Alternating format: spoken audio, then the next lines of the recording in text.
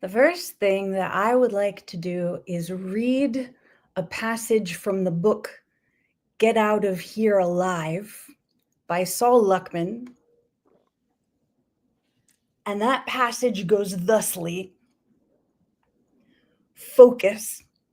Really focus all the creative power of your attention on something incredibly positive you'd love to see happen in your life for 5 minutes a day until it happens. And this is the subject of our broadcast today. Saul, thank you so much for taking this time with us. Well, thank you for having me once again, Megan Elizabeth. This is a really important practice, and it sounds so simple. It sounds like, oh, that's just a little throwaway thing, and it's not. It's really not. It's within the context of this lengthy discussion that is a lot of the book on inner alchemy and using energy and attention to bring about outcomes. And I know that for me, even with my background in having done similar practices, even with how much I have done in my life about focusing creative attention, when I happened on this particular passage in the book, my brain lit up, my body brain lit up. And I experienced a new commitment to that kind of practice, and I put the book down and I went and I did it. And it was not very long. It was not very many days until the thing that I was envisioning came to pass. Wow. In a really cool way. And I was like, oh, yes, I knew that this was important. Thank you, Soul, for reminding me. Now I'm doing it. And so I've been doing it since. I don't know how many weeks it's been since I finished the book the first time. But I've been doing that since I got to that page. That's not even halfway through the book. So I've been doing it since January-ish, I guess. Very, very cool. I love that. I really, really love that. And there's a myriad of different ways one can go about energizing this type of manifestation potential in oneself. One can kind of map this onto other modalities, other teachings, other ways of doing things. I have an entire part of the pragmalchemy exercises that I'm rolling out over on Substack that has to do with utilizing the energy of the mind in projecting into the dream body to utilize that as a locus and a logos for starting to reinvent the body and the body's experience in the world. So there's a lot of different directions you can go in with this very simple idea. In that instance, you're basically projecting into a mental space that's a little bit like the construct in the Matrix. So you're actually visualizing your dream body, your etheric double, as yourself, and you're getting to know it. And as you get to know it, you are visualizing it in perfect health and in a robust way. And you can visualize yourself somewhat younger if you want to roll back the clock. Mm-hmm. All of these are potentially things that one can do, and you can utilize some of the energy that you've stored away in your philosopher's stone, in your solar plexus, to bring about these outcomes in tandem with your attentive focus on those outcomes. So you can sort of multitask and energize the very things that you're also energizing with your visualization. And even though you might be utilizing some of your energy, the act of visualizing very potently and in a focused manner increases energy. So it's almost like you don't lose anything, you just exchange the energy. There's this it's such a simple entry point, and of course that appeals to me tremendously, because so many people they don't know where to start with the complexity. But once they get started, once they find that entry point, then there's this whole massive field of potential experimentation that is really individual to each person. It's like what you describe in the book is a series of different starting points, and then each individual through the practice has to sort of discover what that is for them. And I feel like there's so much fertile creative potential there. Oh yeah, I do too. You know, the last thing I want to do is create a rigid methodology that everyone has to adhere to. I want to present concepts that are incredibly malleable and empowering for people wherever they are, whatever they're doing. It's just a matter of people taking the time to understand what I'm saying and what the principles are, and then intelligently and responsibly adapting it to where they are.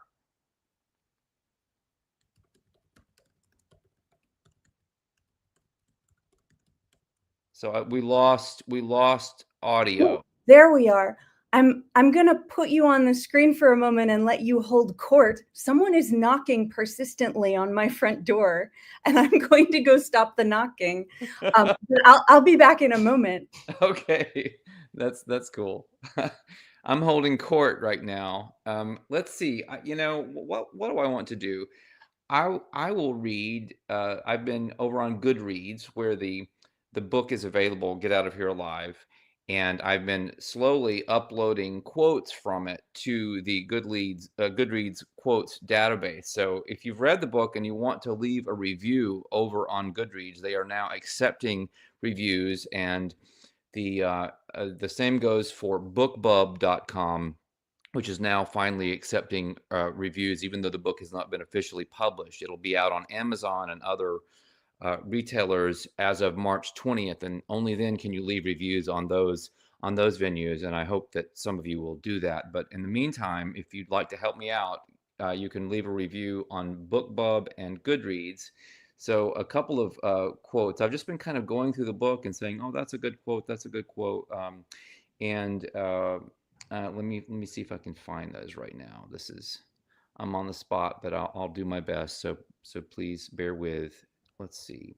Yeah, like today I was writing about. Are you there? Are you there, Megan? I'm here now. Yeah. Okay. Okay, you saved me. I was going to have to just totally improvise. I was saying that I'm leaving quotes. I'm extracting quotes from the book and I'm uploading them to the quote database over on Goodreads where people can go and check those out. So that it's fun because you can tag each quote with up to 10 tags, and it makes it very searchable for people looking for a quote on inspiration or simulation theory or energy medicine, alchemy, inner alchemy, whatever. So There are really good quotes in that book.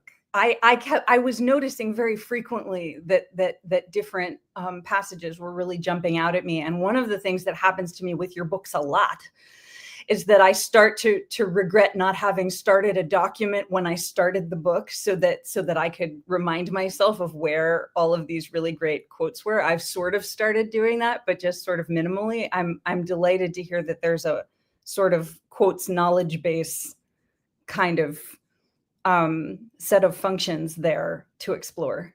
yeah, that's awesome. I've had a similar experience. I remember going through, I think it was Callie the Destroyer, a couple books back, and even though I really liked the book, I didn't feel like there were that many quotes. It's a novel, so you have to realize it's not nonfiction.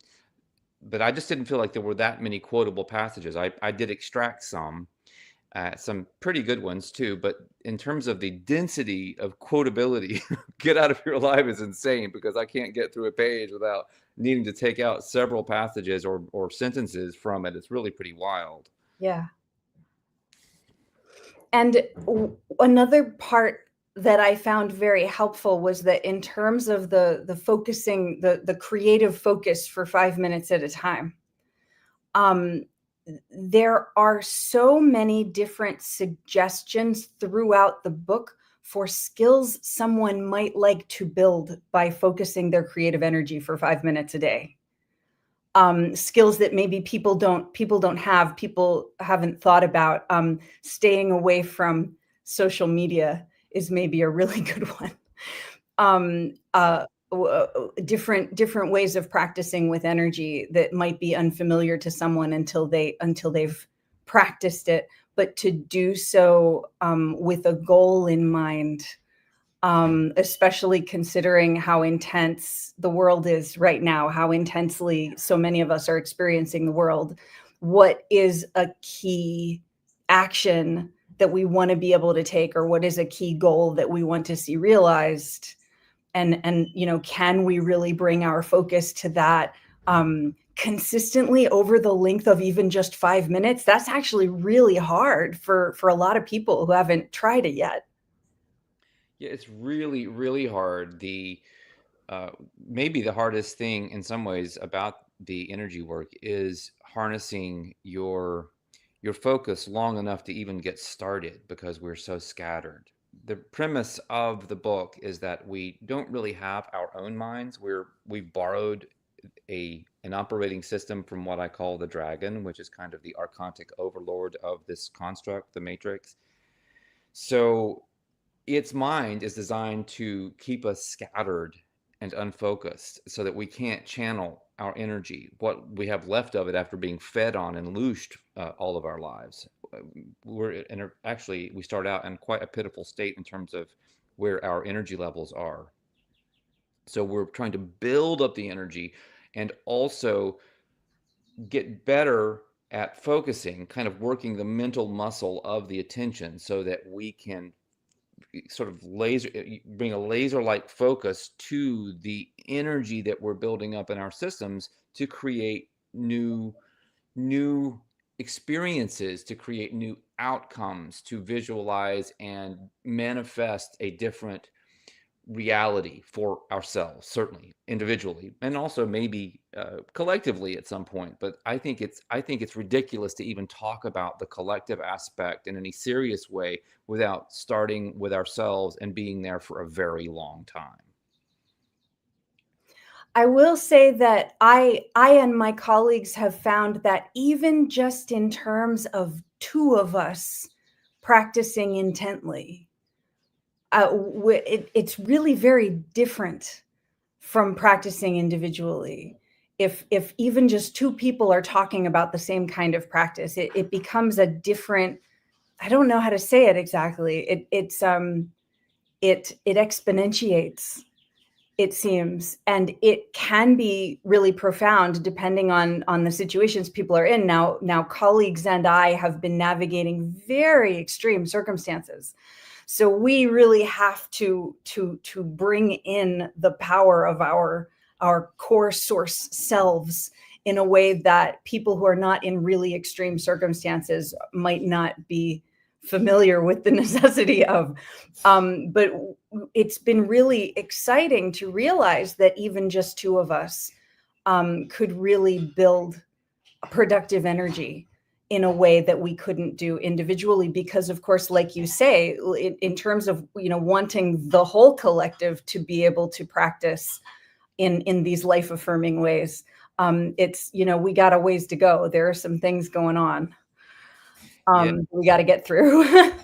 Well, I actually believe that this type of energy has an exponential or even parabolic aspect where as it builds, it is so much more powerful than just the sum of the parts. The whole of the energy is very transformational on extremely large scales. We see hints of this in the Maharishi effect, for example, where you have meditators in an area just meditating away, and then all the crime rates fall and accidents stop, car accidents and that kind of thing, just they almost go to zero. And this is the kind of thing I'm talking about, at least as a starting point. But the energy cultivation at an alchemical, shamanic, and alchemical level is, I believe, a lot more powerful than just simple meditation. And when you have a bunch of alchemists coming together, which probably isn't going to happen because most alchemists are very, very solitary creatures.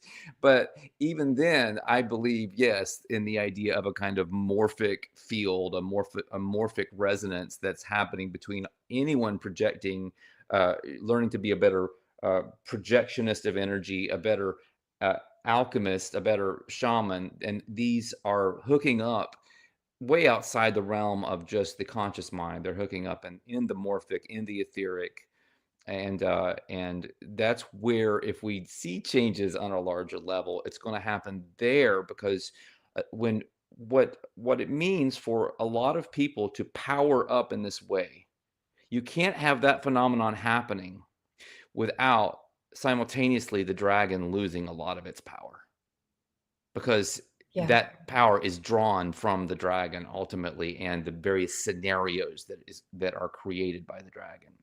So as we empower ourselves, we disempower the dragon. This is the whole dynamic. That it's as simple as that. If you want to know how to fix the world, that's how it works. I would love to touch on a particular subject intersection about this. The way that I describe the frame relates to my experience of years ago having maybe 10 or 12 years ago, something like that, 12 or 13 years ago. I started meditating very intently for long periods of time, and the intersection of subcultures that I was part of at the time felt that that was a non-productive activity, that was a problem to be spending that much time in meditation. And it was only a lot of years later that I started to get some social nutrients from people describing some of what, like you're describing, where there are really powerful implications of, for instance, silent stillness. And that has been lost in a lot of parts of society, where people feel like, well, they must be doing something useless or problematic if they're not being productive in that particular colonial imperialist way. And I know that a lot of people that I've encountered, especially over the past decade, it feels scary to spend 5 minutes focusing on something, because that could not possibly solve these problems. Like, we better do something, we better do something. And of course, people's bodies are being destroyed by that kind of stress. The body needs the silent stillness. And so the opportunity for that creative focus, even just in 5 minutes a day, to discover what can be possible, I wonder if you might speak to that in any way. Just in 5 minutes a day. Yeah, I think 5 minutes a day is a great starting point. It may sound like very little, but in terms of how difficult it is to marshal your resources to maintain your focus, 5 minutes is a great starting point. If you can actually visualize something without straying from that thought for 5 minutes, that is an achievement. You should celebrate. I don't know, pat yourself on the back and go out and do something you really love, because you've definitely earned it. When you can get to that point, of course, then it's possible to begin amplifying your own power, which again can have an exponential and potentially even parabolic aspect as more and more of it amasses. I mean, you're talking about pooling your power into the solar plexus area and compacting it so that you begin creating what's been called the philosopher's stone. This is not a linear type of scenario. This is a multi-dimensional scenario where you're pooling in energy from multi-dimensions in your multi-dimensional cells. You're actually uniting yourself across all dimensions in your own philosopher's stone. That's what this thing actually is. It's you. It's just you wherever you are, and it's pulled into the center of your body, and then it begins to compound itself in a way with more energy, and as you learn to focus the attention also creates energy and brings it into the body that you can then store in the stone. So that's a major teaching that it starts out in Get Out of Here Alive, and I'm continuing it with the pragmalchemy exercises. It's something I'll be rolling out over the next months and years. One of the things that's wonderful about the way you present these materials is that it's direct enough, it's straightforward enough, which is rare, to find these subjects addressed head on in a fairly simple way. It presents this opportunity for the individual to broaden that territory and explore more deeply in what is the visual experience, what is the energetic experience that the individual body is experiencing. And I noticed that recently more than in a while. I mean, I got addicted to meditating 12 or 13 years ago or whenever it was, in the most healing, healthy kind of way, the most stabilizing kind of way. And then I lost it over many years because of injuries and violence occurring and hardship situations. And over all of that, it's been very difficult for me to regain focus, especially with multiple concussion injuries over 10 years. Focus is a skill, is a neurological function that is really important. And I started to feel that positive addiction to it again very quickly, and experiencing the different kinds of world explorations that occur when you're traveling through the energy. It's very visual for me, and it's very kinetic for me. And I know it's different for everybody, but to become more familiar with my body's own most necessary flows is such a gift. And a lot of that was catalyzed by me reading this book. It was really, really wonderful. You made me just think about some of the implications of not only the energy work, but the block work, the myofascial work in combination. Have you had a chance to put your third eye on the block in that alchemical child pose yet? Not yet. I've been starting to. I'm doing a lot of visualizing myself doing the exercises before physically doing them, like getting a stronger sense of them. Yes. I've been taking the corners of the block to these points inside the rib cage and Nice. above the hips. And I've been spending a lot of time just like with those really subtle motions. I had been looking at the third eye exercise. Do you want to say more about that? Just that it would be a very good thing to do for, I mean, potentially for the ability to focus. You're also activating the whole sort of pineal third eye area. You're increasing melatonin. Melatonin is a hugely important hormone. Of course, physically we know this, and we're discovering so much more about it. The more melatonin you have, the less chance you have of having cancer, for example. Huh. And so, I mean, there's a lot of very cool implications about having more melatonin in your system, and you actually can't get enough of it because, I mean, if you take it supplementally, it will detox you, and Mm. you work up to that. But one of the nice things about melatonin is that you could flood your body with it, and there's not a negative feedback loop like there is with other hormones. So it actually just gets better in some ways and changes in its effectiveness as you increase your melatonin levels. And one of my beliefs is that when people activate more and more of this ability to project their consciousness, they're actually increasing their melatonin levels simultaneously. They go completely hand in hand. So in yoga you have the child's pose. So in pragmalchemy, it's awakening the alchemical child, where you use the block and you put your head down on the Ouroboros block, and then that compresses the fascia around the third eye. Of course, with all of these concussions, that could release fascia around the whole cranium. that could be very beneficial for letting healing take place in some of those areas. I mean, on a physical level, and of course, energetically, lots would follow as well if that were to occur. So anyway, it just seemed like a no-brainer, pun intended, to do that particular pose and exercise. And when you're doing that, of course, you're also doing the first projectionist technique, where you go into your mental chamber and you're seeing your etheric double or your dream body in that construct, that matrix-like construct. You said no brainer, maybe super brainer. Super brainer. Sure. Anyway, but I respect moving slowly with this because it is powerful.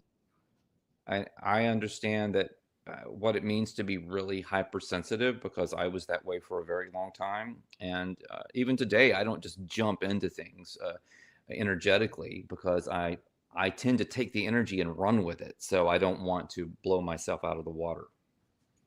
One of the things that really drew me to your work and really caused your work to resonate with group members in the Intuitive Network is that you describe at some length in a number of different places how bad things got for you before you started making them better more consistently, and the birth of regenetics. And I've been reading and rereading parts of that pretty frequently, especially over the past few months. And it's difficult for people to even conceive of how severe those circumstances can be if they're not experiencing them. Even people who have experienced them in the past maybe just aren't quite realizing what that can be like. And for there to be modalities that help bring people back from these circumstances, including in situations where we don't find support from establishment medicine, sometimes at all, it's a really amazing experience to be able to incrementally construct one's wholing process, one's healing, one's wholeness process. And there are a lot of touch points in your work that, because you've shared about your experiences, it becomes immediately more accessible to people who are like, oh, this is just another person who's talking about the energy work thing is like spiritual bypassing and it's not real and it doesn't really help anyone and this is going to waste my time. But when you start reading about a person in your position developing these modalities from that kind of severity, it's really notable. I haven't found that very much, at least not in modalities that I've then been able to use so successfully. Yeah, I guess it is a somewhat rare. I know that you have lots of wounded healers, and I would have been one of those, absolutely. So maybe it's not quite as rare as some other things. I've been doing this I've been, working with people with regenetics for over 2 decades. So it's a little bit old hat for me now. And I'm not surprised when people have breakthroughs, but a lot of times people do come to it with some level of skepticism along these lines. You mean I just need to do like a 30-minute session? And then that's going to initiate a 9-month plus process, and all this stuff's going to happen energetically, and I just have to kind of be with it and be conscious. And my answer is basically yes. There's nothing else to do except be with your process as it unfolds, and pay attention to your prompts, your internal prompts. People get hung up on the food thing. So you say in your book that cravings aren't a bad thing when you're doing regenetics. So that means I can just listen to my cravings and eat whatever my body's telling me to eat, even if I'm allergic to it or whatever. And my answer is, well, I'm not a doctor, but you can try the food. Lots of people think they're allergic to something, or they used to be, and they no longer are, or the sensitivities are much less. And that often changes positively over those months and even beyond the potentiation process, where people then end up being able to eat whatever they want to, and people will change their diets over the months and years following Regenetics just by listening to those cravings. Like, this is what I need now. And so you'll have people swinging through different diets as their bodies are rebuilding and refortifying, and they've learned to trust that inner voice. I mean, what an amazing thing to watch people do this.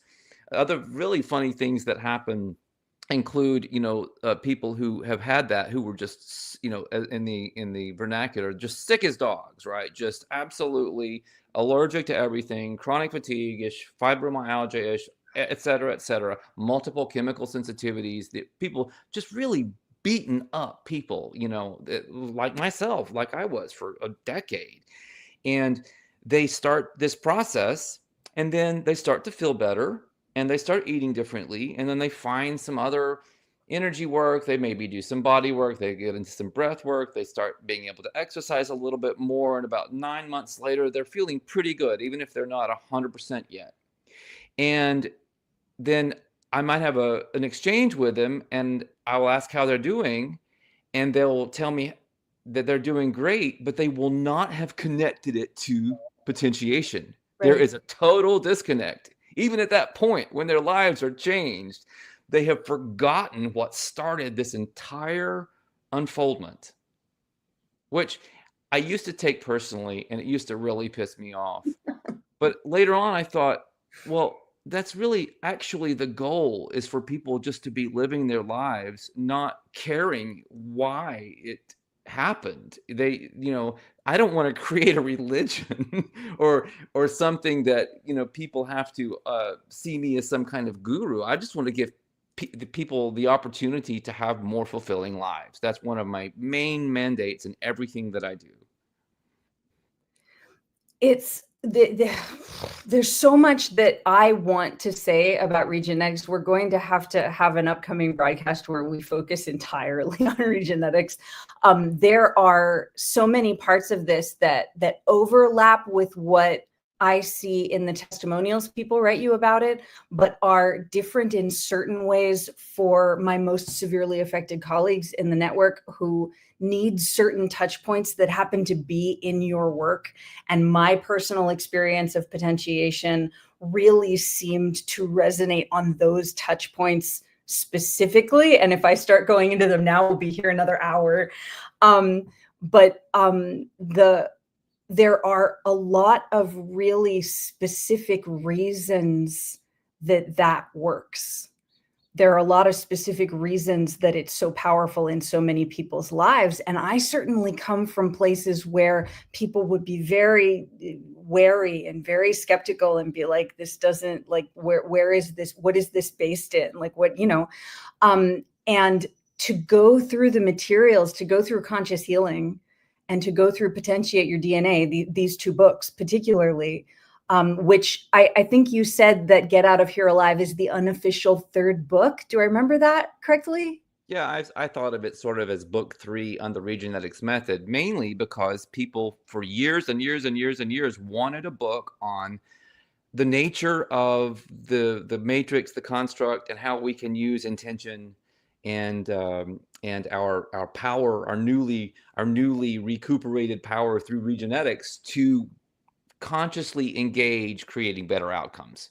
And I have some tips in PYD and in Conscious Healing, but it wasn't the full picture of what I wanted to present. And frankly, I wasn't exactly clear on that for a number of years in terms of where I saw it. And that changed when Get Out of Here Alive just kind of snapped together, and that book happened fast. I had been working on some articles that I drew on and some videos that I drew on for some of the chapters, but the book itself assembled itself, kind of wrote itself with lightning speed. It was really quite something, and that's how I knew that it was finally there, because I didn't have to labor over it. It just kind of, it was almost like Harry Potter waving a wand, and the book just put itself together. You could just see the pages just rearranging themselves, and the letters just moving around, and it was just so incredibly fast and miraculous. One of the things that I really love to do that not all, when I say this to people aren't always very sure how they feel about it, but I like to read specific multiple books at the same time and hop between them and hop to different places in them and let them kind of synthesize. And I've been in Conscious Healing and Potentiate Your DNA and Get Out of Here Alive in a mix since finishing them before. Now I'm hopping through them in these non-linear ways, and a bunch of different things I'm being reminded of things, and they're interweaving, and I'm noticing aspects of the processes described being especially complexly activated in my body. And I say complexly like it's layered and it's intricate, but it's also very simple. It's also very natural feeling to me. I love that. I love that. Yeah, to me, what you're describing is a kind of process of integration. That's what I've always thought about in terms of regenetics in particular, was that it was a kind of biospiritual integration. It was bringing the spirit into the body, or the body into the spirit, or both at the same time. I don't see a real separation there. And mostly when I say spirit, I mean the energy body, the dream body. One could talk about souls and other things like that, but I think that gets a little maybe triggering. I know I write about Keats's notion in Get Out of Here Alive that we are actually in a veil of soul making, and if you understand what he's saying there, it turns a lot of spirituality as it's currently practiced and understood on its head. The idea is that no, we don't come here as souls from some other life that we're reincarnating again or anything like that in a direct way. I'm not saying that energy isn't reused or aspects of our experience might not be reused, but he's basically saying that we show up in this veil of soul making not being a soul, and that the soul is forged here in this crucible. Wow, that's really interesting. I would like to look more deeply into that. That sounds like something worth investigating further. Well, he wrote that in a letter, I believe, to his brother when he was dying of tuberculosis in Rome. And so he was dying, and he knew he was dying, if I'm not mistaken. And so he was thinking very deeply about these subjects, and that's the conclusion that he reached. And it wasn't necessarily a happy conclusion, because I think the soma and the lotus that people take these days is that, oh, we just reincarnate or we go to heaven or whatever. It's almost like a way of ignoring the possibility that maybe we just die. Maybe our consciousness is simply reabsorbed, and we are lost as individuals at that point in time. And yet, if we are all the same enormous metacosmic organism, experiencing separateness or differentiation, it's just I have a hard time sometimes now thinking in terms of being expressly only an individual. I mean, my sense of self has changed since all of these encounters with death. I really feel deeply connected to this greater wholeness. And I feel like it's not possible to separate me from that wholeness ultimately, but it is possible to have experiences of separation that can be absolutely excruciating. Mm, mm. Right. Yeah, the ultimate kind of absurdly profound paradox that we get into in this discussion is that there is that oneness. Ultimately, there is a oneness. I mean, there's at least a oneness in this system that we're in. If you look at certain understandings of what a black hole is, you go into it, you come out a white hole. I believe in a lot of ways that that's how reality functions, and so that we're going through experiences until we can reunite with the galactic center, basically the consciousness of the great central sun. And when we do that, basically we probably pass through into another world, another set of constructs. This is very in keeping with what's taught, for example, in the law of one, where you basically just keep going up the octaves, where you think you've reached the end of the road, and it's just another beginning.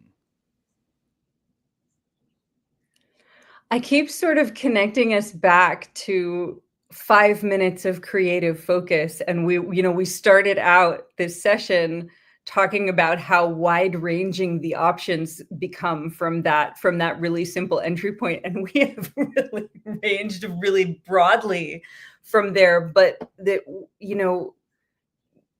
creative focus makes the difference between recognizing and working with the kinds of circumstances you're describing and maybe never recognizing them at all, just being in a state of suffering and not having any sense that it's possible to become different. Did I say that? Did the words come out of my mouth the right way? Did that make sense? Yeah, I mean, you made me think of that wonderful scene. I mean, I say wonderful, fascinating scene with Natalie Portman in V for Vendetta, this really intense movie that came out a couple of decades ago, where she's taken prisoner in a jail, and she suffers a lot as a prisoner, as a young woman in this kind of futuristic dystopian society. And she finally realizes that the prison door is open and the guard is a mannequin, right? So her focus has kept her imprisoned.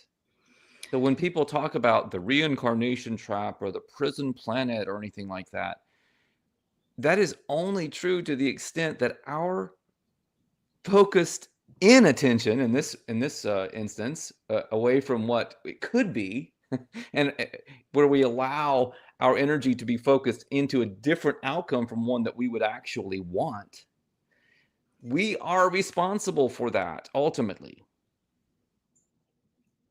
And if we don't do it, it doesn't happen. If we don't choose to focus our forces of creativity to maintain that focus, to choose, then there are a lot of influences in the world, whether some people in this room, definitely we say the dragon, and we know what we mean because of the books that you've written, Saul. With Get Out of Here Alive, Kali the Destroyer comes up for me a lot because I was having a lot of thoughts about the way you depicted the dragon in that book as I was reading Get Out of Here Alive. But anyone else who doesn't recognize that particular reference still, I hope, generally recognizes how many vast influences there are, powerful influences in the world that want to direct our attention and want to direct our creative focus. So that if we're not choosing for ourselves, even in just 5 minutes a day, where to direct our creative focus, something else is steering us around in a way maybe we don't even recognize.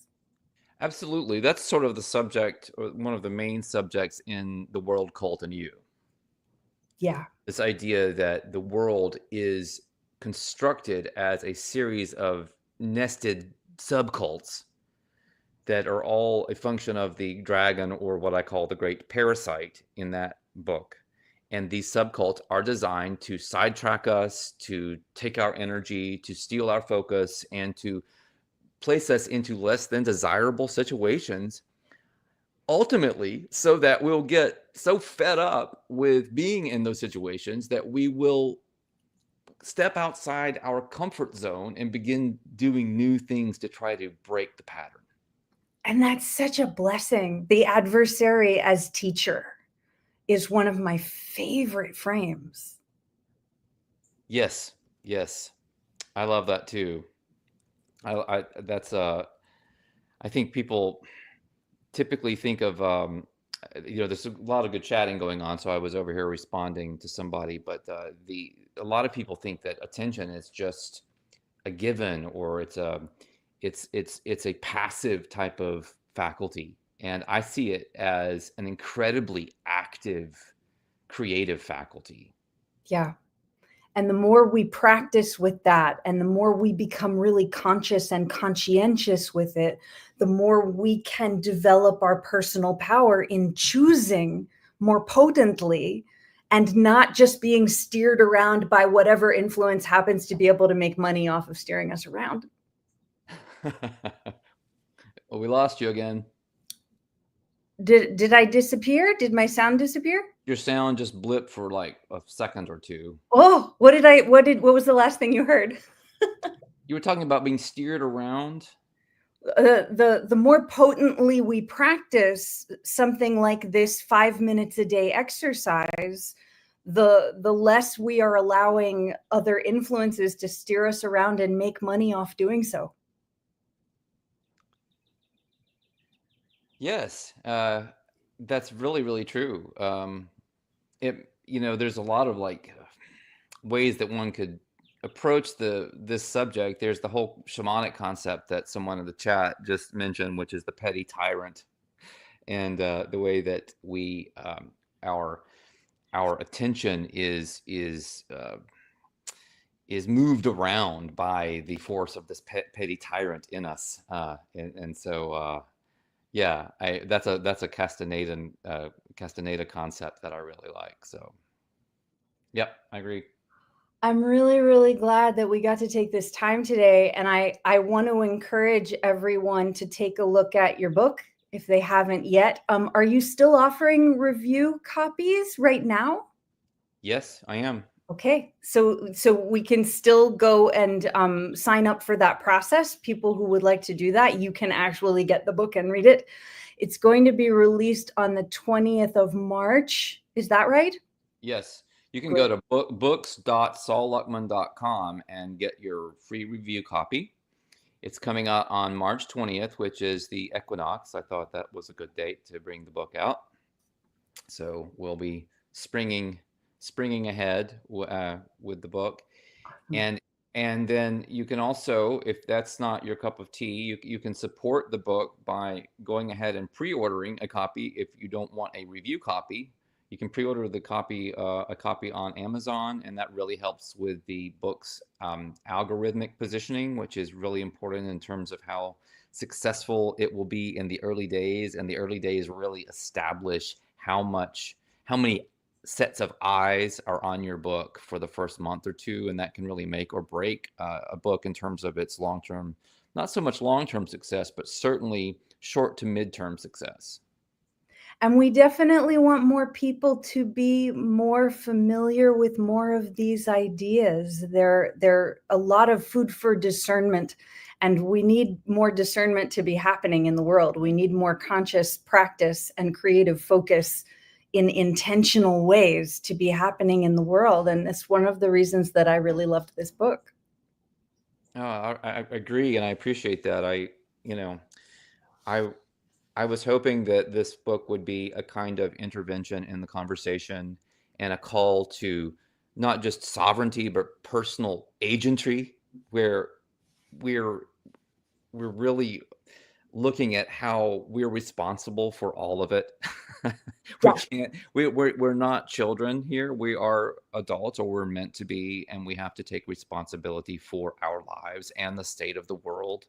Yeah. And we can't do that by looking outside of ourselves and pointing fingers. This is this tribalism that we're seeing, this crazy divide and conquer that's going on in the world, and this outsourcing of our ability to be conscious change agents.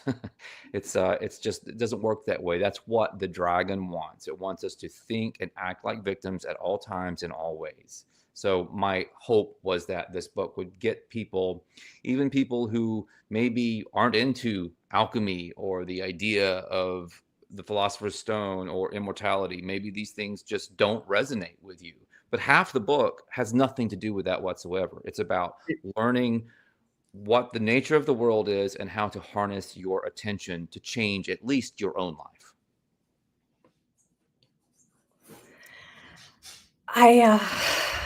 I am always blown away by these conversations. And I hope all our viewers and listeners will come find you at saulluckman.substack.com and take up this 5 minutes a day creative focus practice. As soon as you feel moved to it, maybe even before you feel moved to it, it might activate something just by testing the waters. Thank you, Saul, for hanging out with us today, and I really look forward to our next conversation. Me too. This has been really fun. I appreciate it. I have enjoyed, well, the last one was great, and I've just enjoyed your I don't know, the change that's happening in you has been really encouraging and fun to just be a part of and to interact with. I mean, you're really a light, and I just am super grateful for you and your platform. We're continuing to document the amazing occurrences on the basis of these practices. So I look forward to a lot more of that unfolding. And thank you for your part in it. Well, back at you. This has been the Intuitive Public TV. Thank you so much to everyone for joining us today. We will see you again very soon.